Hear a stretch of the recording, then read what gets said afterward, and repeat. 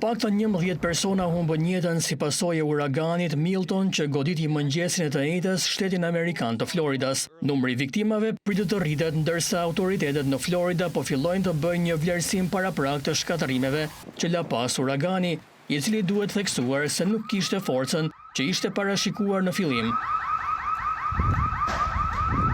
Shteti Floridas u godit nga stuhia e kategorisë 3, në orët e para të së njëjtës duke lënë më shumë se 3.4 milion shtëpi dhe biznese pa energji elektrike.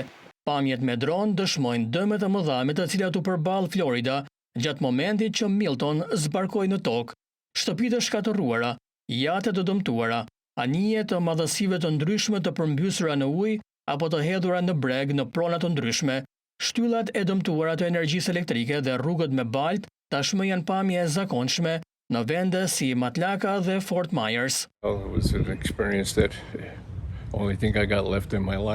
Ishte një përvojë që nuk do ta harroj kurrë në jetën time. Nuk kam parë kurrë kaq shumë përmbytje. Unë isha një nga ata që nuk u larguan nga banesa. Kur uragani goditi shtëpinë time, mendova se mbi banesë u rrëzua një avion i madh. Operacionet të shpëtimit u zhvilluan gjatë gjithë të njëjtës pasdite, tha guvernatori i Floridas, Ron DeSantis. Autoritetet arritën të shpëtonin të paktën 340 njerëz dhe 49 kafshë shtëpiake, tha DeSantis.